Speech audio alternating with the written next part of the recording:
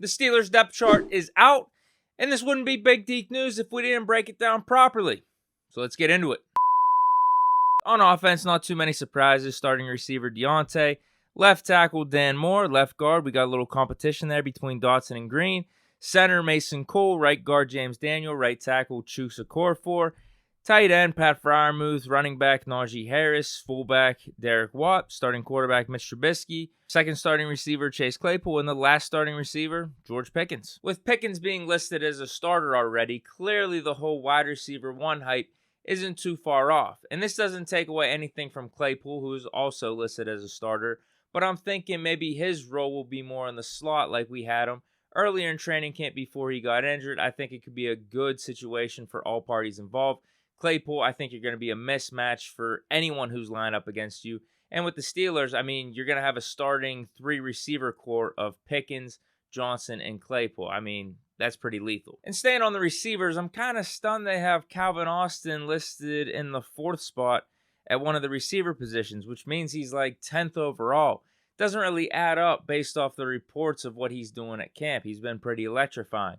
But maybe it's one of those things where they just give the nod to the vets and give them some respect on this pseudo depth chart that the Steelers had to drop just because it's early in preseason. But obviously that didn't matter when it came to Pickens. He's too damn good that that precedent can go out the window. And then you have at left guard a starter not being named yet. We have a battle between Kendrick Green and also Kevin Dotson. And this has been a shocking development, at least to me, ever since the start of training camp. Like if you were to tell me at some point, maybe 2 or 3 months ago, that Kendrick Green had a legitimate shot to start over Kevin Dotson at left guard for the 2022 Steelers, I would have said you're absolutely crazy.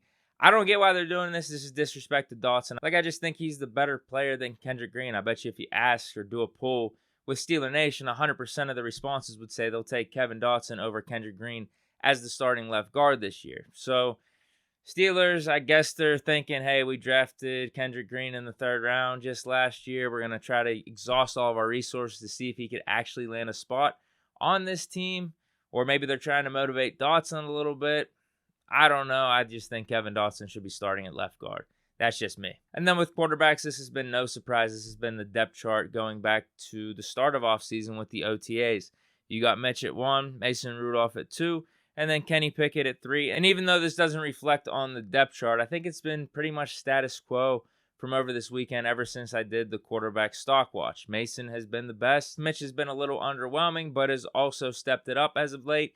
And then you have Kenny, who has steadily been improving as the weeks have gone on, with Alex Kozora actually saying that he thought Kenny Pickett was the best on a particular day last week of the whole quarterback group. And here's some stats he charted out which would prove what I'm saying is accurate. You have Mason, the best statistically.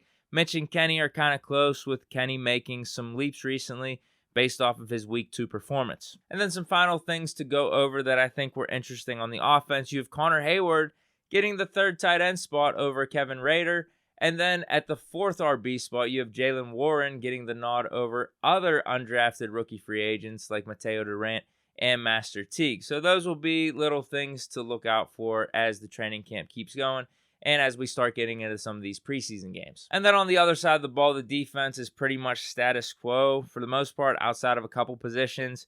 You have Cam, Tyson, and Ogunjobi on the starting defensive line, TJ Watt and Alex Highsmith as our starting outside linebackers, Miles Jack as the starting right inside linebacker. But then Devin Bush and Robert Spillane are tied or in a competition for that left inside linebacker spot. I think it's surprising, but at the same time, it's not. It's surprising from the standpoint, as I mentioned, with the whole left guard battle. If you were to tell me a month or 2 ago that Devin Bush wasn't the certified starting inside linebacker across from Miles Jack, I would have said you're insane, because we drafted this dude 10th overall back in 2019, traded up to get him. We were going to give him every chance to succeed coming into this season to make sure that he could be a starter for us because of all that talent. And Robert Spillane really didn't have the best of showings last year, but at the same time, it's not surprising. Robert Spillane's been balling out in camp. He's been really impressing, whereas Devin Bush, he's been solid. He's been okay. So you could throw the whole he's talented, he was a first-round pick out the window when you have one player outplaying another player.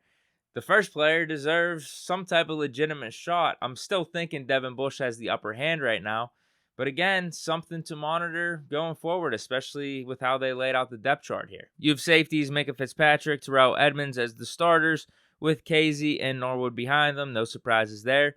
But the cornerbacks really make no sense to me. I think this got to be trolling. You have Levi and Akello in a competition for the left cornerback spot, with Cam Sutton as the starting right cornerback. Arthur Maulet is slated as the starting slot. And then you have James Pierre, Justin Lane, and Steele as the backups. I don't know what to make of this, because if you're just reading the depth chart, whoever loses the Levi and Akello battle becomes a backup. But whoever wins will be starting across from Cam Sutton, who will be on the other side. And then you have Arthur Maulet in the slot.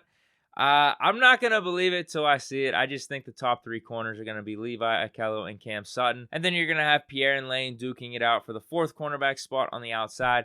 And then Arthur Maulet is the backup slot. So how they have the cornerbacks slotted in the depth chart right now, I really don't make much of it, especially when you compare it to the other battles like the inside linebacker with Bush and Spillane, and also the left guard with Kevin Dotson and Kendrick Green. I think those are legit, where the cornerbacks, I don't know. I just think the top three guys are Akello, Levi, and Cam Sutton. But that is it for Big Deke News. Let me know what you guys think down in the comments, what you think of the depth chart. Are there any surprises? Who you think will win some of these battles, etc., etc. But hope you guys enjoyed. Stay chilling on a Monday.